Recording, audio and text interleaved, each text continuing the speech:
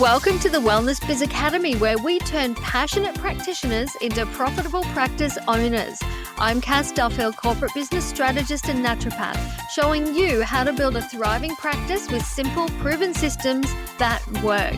Let's create the practice that you long to have, because it's time to start living your passion and growing your practice. Hi, everyone, and welcome. I'm so excited to have you back for the next episode of our podcast, because today I have someone really exciting for you to meet. This is somebody who I know you are going to want to hear from.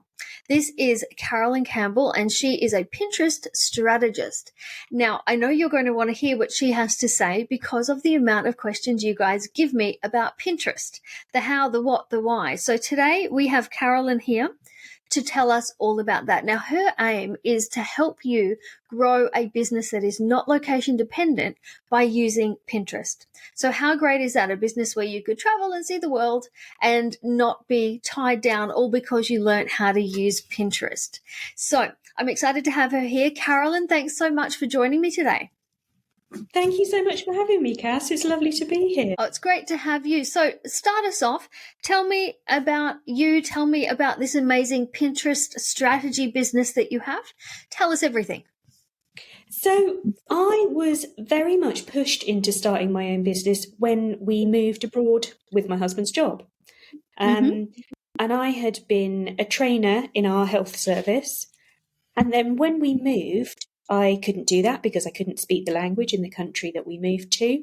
So I had to kind of retrain and leverage a few of the skills I already had. And I started off as a content marketer. So I started off writing, and then through some clients that I've had about 4 years ago, I started doing more and more work on Pinterest, and I realized what an amazing platform it is.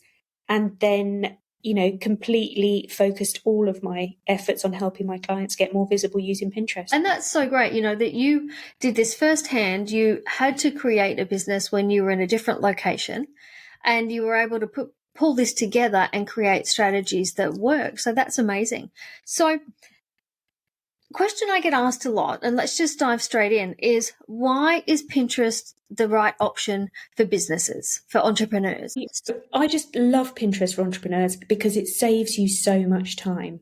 I don't know about you, but I have a finite amount of time that I want to devote to spending on social media, to being on my phone. And there is no way in this world I am dancing for any social media platform. It is not for me. So I really love Pinterest because I can create content. It takes me probably about an hour a week to create 30 days worth of content. I schedule it all out, and it goes on Pinterest, and then people can find it forever and ever. It's not like Instagram where your content only lasts a few hours, and it's not even like Facebook where it only lasts just as people are scrolling. On Pinterest, your content lasts forever.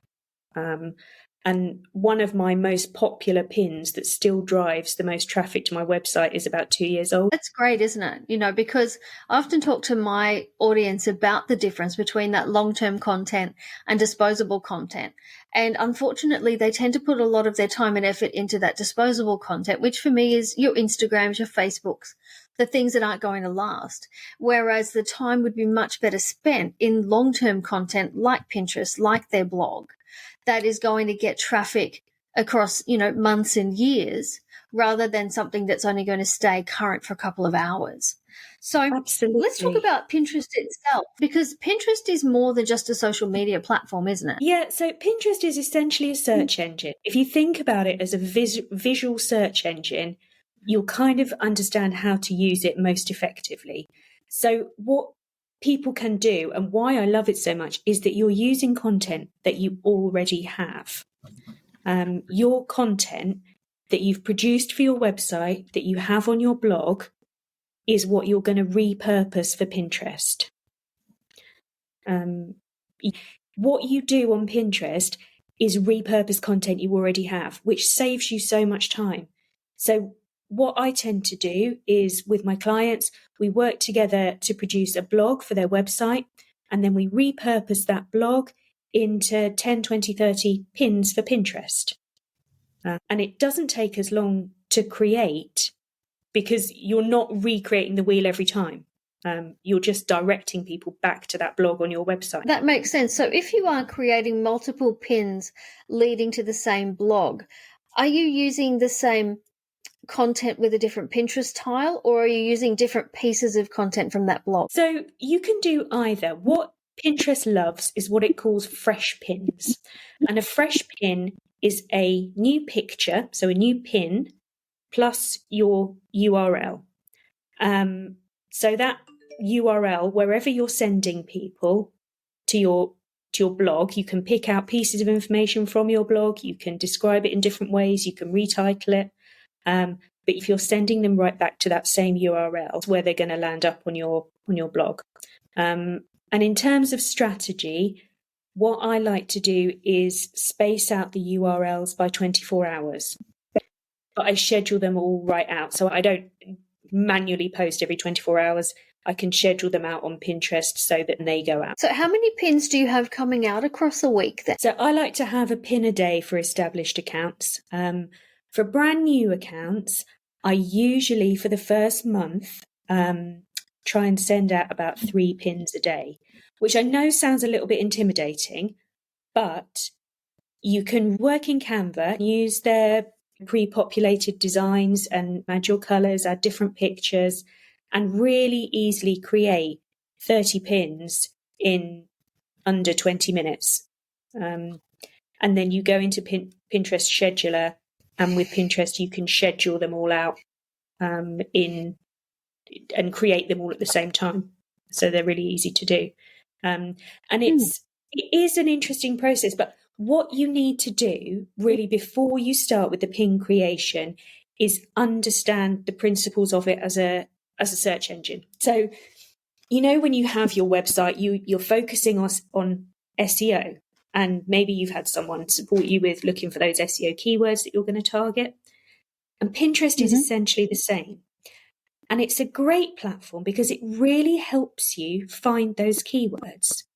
So if you're brand new to Pinterest for business, then what you do is you go onto the platform and you search your niche, your specialty, or what you want to talk about in that search bar on the top. So say you want to talk about how to feel less anxious, for example. Then maybe you put anxiety in the search bar, or how to feel more confident, or how to feel less anxious, and see what kind of content pops up. And I guarantee there will be a lot for that sort of topic. But what Pinterest does, which is really helpful for business users, is it gives you, just like Google, a whole drop down of things that people also search for. So you'll note down when you're looking for your keywords, if you're somebody who's a therapist who's helping people get over anxiety, you'll note down all of those keywords and those key phrases, and then click into them. And then you'll see that Pinterest will give you a whole nother set of keywords in little coloured bubbles underneath. So you can really easily note down 10 to 15 top key phrases for your niche, which you're then going to target. So when you write your pin descriptions and when you write your pin titles and when you're creating the graphics, you want to target those keywords and phrases because you know that that's what people want to know about. You already know people are searching for them on Pinterest. And so all you really have to do is target those keywords in order to rise up to the top of the search results. So, Carolyn, you were saying before that when we start using Pinterest, we're best to try to really hit it hard in the beginning and post 3 times every day. How long should we do that for before we pare back to that once a day? Just about 3 to 4 weeks. It's much better to be consistent than to stress yourself out over it. You want to use Pinterest to save yourself time, to save yourself effort, and to repurpose what you have. So don't put yourself off the platform by thinking, oh my gosh, I've got to be on this thing forever. I think you get better results if you post 3 times a day for 4 weeks, then you drop to 1 pin a day. But that said, if 3 pins a day isn't doable, just stick to 1 and just build up that content consistently over time. Look, that's what I say to my audience all the time. Your marketing has to be achievable for you. There's no point setting these high expectations that you can't reach, because we have work, we have clients, we have kids, we have pets, we have all sorts of requirements and responsibilities. So it has to fit our life. I think the great thing about Pinterest, though, is once they get up and running with it, I think it gets a bit of a life of its own. And it really can help to just keep that flow, because the one thing they struggle with a lot is client flow. So I think specifically targeting something like that and that lead generation through Pinterest could be really beneficial too. It works really well because you know that the leads that you're getting from Pinterest are warm. You know that they're good quality leads because they're already interested in reading what you have to read on your website, and they've sort of made that decision to come and read your content, and then probably to read more of your content when they're on your website, and then again to probably sign up for your freebie. So they're already interested in what you do. That's so true, isn't it? They are already an interested lead. So, and from my point of view too, once you get those people jumping from Pinterest onto your blog, we want to make sure that we get them signed up. So like I was saying on one of our mentoring calls this week with my group, was that I would love to see lead magnet signups on every single blog page, because they're there, they're interested, they're a warm lead. Let's get them on your email list. So I think that's a great point. I know many people that have a Pinterest account, but we've been using it personally. I know for myself, and we were talking before we started, that for a long time I've had a Pinterest account, but I looked at it twice a year, once at Christmas and once on Book Week, when I was looking for costumes for the kids for Book Week. So if we are in that situation and we're not really using it professionally, how do we go about that? Do we need a different account? Can we use the account we've got? What do we do? I really like people keeping the same account because they've already built up some trust with Pinterest. Pinterest already knows you're not a spammer or a bot. So what I would advise is that, first of all, you can hide all your personal boards. You can hide your kids' parties, your kitchen renovations, your Christmas decor, so that other people can't see them. You still have access. How do you know all the boards that I've got, Carolyn? You just name all my boards. Yeah, that we've all got. Yeah. I'm not alone. But yeah, so you can hide all those things, so you've still got access, but other people aren't seeing them. And then what you can do is you can convert your personal Pinterest account to a business account. It's totally free. It's really easy to do. It's right there in the sign up, one click. And then you have access to all the analytics, which is really what you want when you're using it for business. You want to see which pins you're creating are popular, which pins are resonating with your audience, so that you can create more of those pins. And then if you want to, you can then go into the settings menu. You can change your username and you can change, you can add your website. But it's really easy to convert from a personal to a business account. You can just click through and change it straight away. Okay, so that's a really good point. So easy then, it sounds like, to change from that personal to the professional. So that sounds like something that we could do that's really worthwhile. So to start to wrap up today's episode, so we've talked about how often we should be posting. We've talked about recycling our content from blogs. Is there anything else that we should be looking for? Is there character limits? Is there certain things we should be putting in titles, or I call them the hooks? Are there other best practices we should be looking at here? Yeah, absolutely. It's really important, I think, to recognize that when you're creating content for Pinterest, you are really targeting those keywords hard. You don't have to worry about creating a story, essentially. Your character limit is about 300 in the description. So all you need to do is target 2 or 3 of your key phrases. So you want to put something like, if you've ever experienced anxiety and confidence issues, then this blog post will help you overcome anxiety issues, feel more confident, and, improve your self-confidence, or whatever those keywords are that you're targeting. So a really short description, and then your title will again be one of those keywords: how to overcome anxiety at work, or, and then the text on your pin graphic can be exactly the same: how to overcome anxiety at work. Exactly as you say, you need a little bit of a hook because you want people to read it, but people are on Pinterest because they want to solve a problem. It's not like Instagram or LinkedIn or Facebook where we're kind of scrolling with no real aim. People are on Pinterest because they're making plans or they're solving a problem. So same, exactly in our personal lives. My problem is, what the heck am I going to dress my kid up as for book week? That's what I'm on there searching for: what to dress an 11-year-old as for book week, or pink themed Christmas decorations. I already know that I have a problem that I want to solve, and I'm looking for ways to help me solve that problem. So when we're creating, we're looking to show people that our content solves that problem. Our business or our service or our product will solve that issue for them. So your graphic and your title and your description will all match, and they will all have between 1 and 3 of those key phrases. But the great thing is about Pinterest is that you don't need to create a different description for every one of those 10 or 20 pins that you are directing back to that blog post on anxiety. All you need to do for Pinterest to see it as fresh, new content is to just change a few of the words. So you may have your 3 key phrases: overcoming anxiety, feel more confident, feel your best at work, whatever they are that you're targeting.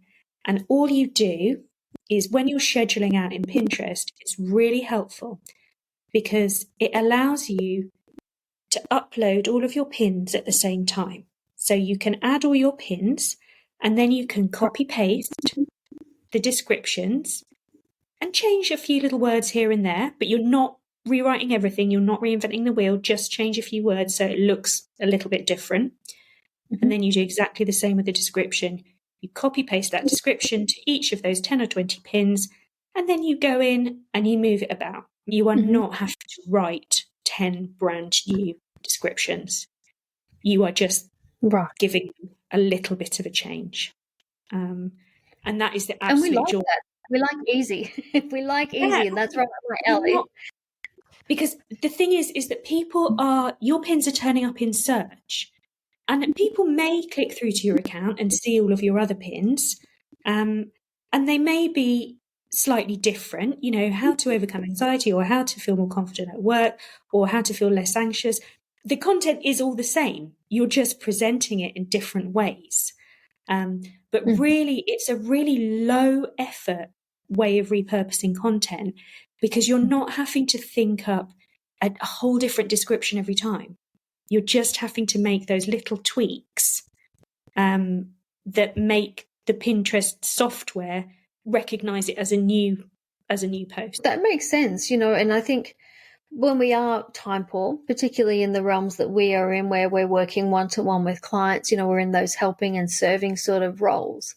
We don't have a great deal of time to be investing into our marketing. So whatever can make it quicker and easier is a benefit. We need to start doing that.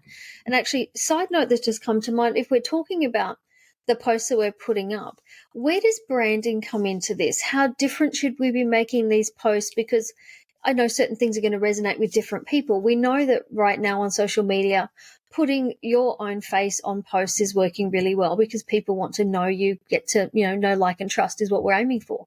How does that translate onto Pinterest? Are we better pulling back from that branding a little bit and trying some different styles and genres to see what works? Or what's your recommendation? Yeah, absolutely. There's much less need for your face to be on it. That's not really what people are looking for. People are looking to solve their problem, and then they get to know you once they go to your website, and they kind of become part of your ecosystem. So what I like to do is I create lots of different pins, different looks. I have a look at the content that's already on there. So If I'm creating content for a nutritionist, I have a look and see what's already popular. I can dig in and see the trending colours, what people are generally using in that niche. And I try lots of things. For the first couple of months, I try lots of things and I see what hits. Because the great thing about the Pinterest analytics is they'll show you which of your pins are most popular. And then you can go ahead and focus in on that kind of content that you know is resonating with your audience. And that's such a great way to go about it. And, you know, for me, I get excited by that idea because the creative freedom that we've lost on some of the other platforms like your Facebook and your Instagram, because we are having to be so branded and a bit stock standard now, just to make a feed that looks nice. And so people can recognize us. Like you said, no one is sitting on Facebook looking for a solution to a problem. They're killing time at work or on a bus stop. You know, they're not trying to find a health provider. So I think Pinterest is great. It's going to give our audience some creative freedom to be able to try things, try those great stock photos and the different colored text and all the bits and pieces. So I think it's going to be really fun from that point of view. So look, as we wrap up, I think we've covered so much. It's been an amazing chat. You've covered so much of the area. So I think everyone's going to have a really great idea how to move forward. But is there anything else that we haven't covered that you'd like to add before we wrap up? The great thing about Pinterest is that you don't have to babysit it. Like once you've sent your content out into the world, you don't need to be seeing what comments people have put and engaging, because that's not the way the platform works. The platform is to tempt people to check out your website and look at the content you have on offer. I would really recommend that, number one, if people already have a private account that they're pinning, summer holidays on, then number one, convert it to a business account. Super easy to do. Number two, get that list of 10 keywords that you want to target. And number three, have a look and see what other people in your niche are doing and have a play with it. Play with it and just see how it falls. Because as you say, creatively, it's great fun. And you need a bit of that sort of expression at the beginning. And then you can really streamline your processes and schedule out one pin a day and let it keep rolling. Look, so many great tips. I think that everyone now has a great idea of where to start with this. And I know that so many people in my world have been aiming to get Pinterest onto their marketing strategy this year, me included. So I think we can all dive into Pinterest a lot more now with really great actionable tips. So that's great.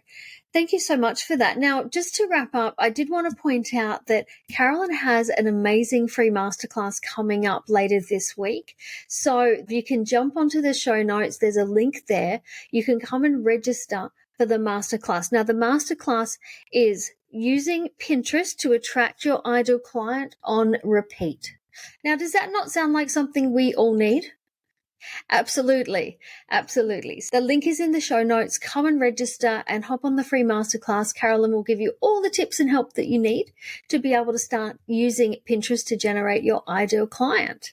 So, Carolyn, thank you so much for being here. Thank you so much for having me. It's been great. Oh, it's been great. And everyone, thank you for tuning in. And I look forward to having you back on the next episode of Soulful Entrepreneurs Unleashed.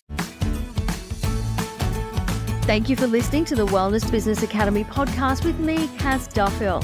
If you are interested in growing your practice, come get my free guide, The Practice Success Toolkit, at cassduffield.com or grab it in the show notes. Thanks for being here, and I'll see you next time.